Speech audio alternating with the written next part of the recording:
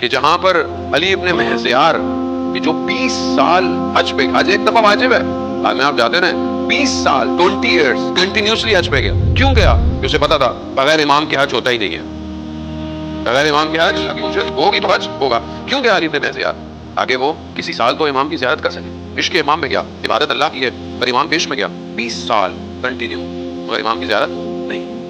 مایوس ہو گیا، اب نہیں آؤں. تو پیغام آیا اس سال آؤ ملاقات ہو جائے گی. عشق میں گیا.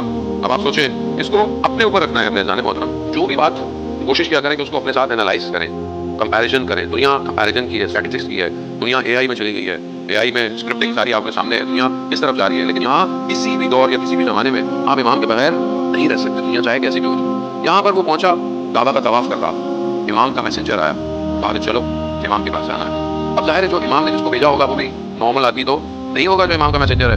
جیسے ہی جانے لگا تو اس نے علی ابن محزیار سے سوال کیا، تمہارے لیے امام کیا ہے؟ ڈیفائن امام فار یور سیلف. یہ کوشچن ہم سب کا ایک دوسرے کے لیے. میرے لیے امام کیا ہے؟ آپ اپنے آپ سے سوال کریں، آپ اپنے اندر خود اپنے ضمیر کے اندر اس کا جواب دیں. آپ کے لیے امام کیا ہے؟ میرے لیے امام کیا ہے؟ اس نے پوچھا کہ تمہارے لیے امام کیا ہے؟ تو اس نے جواب دیا، میرے لیے امام پورے عالم میں سب سے زیادہ محبوب ہے. یعنی سب سے زیادہ جو چیز مجھے پورے عالم میں لگتی ہے یونیورس میں، وہ کیا ہے؟ امام ہے. اور ظاہر ہے جو 20 سال آ رہا ہو اس کے لیے اس سے بڑھ کر اور کیا ہو سکتا ہے؟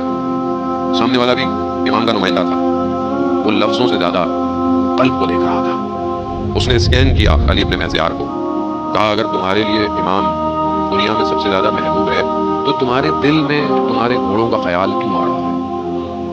گھوڑوں کا خیال کیوں آ رہا ہے؟ گھوڑے کیوں اس زمانے میں لوگ ظاہر ہے اون کر گھوڑوں پہ آتے تھے. مثال ابھی آپ مجلس پر آئے ہیں، آپ نے گاڑی کو پیچھے پارک کی، ابھی میں آپ سے بولوں چلیں تو آپ کو ایک دم خیال آئے گا وہ کون سا میری گاڑی پیچھے پڑی ہوئی، میں ذرا اس کو دیکھا ہوں.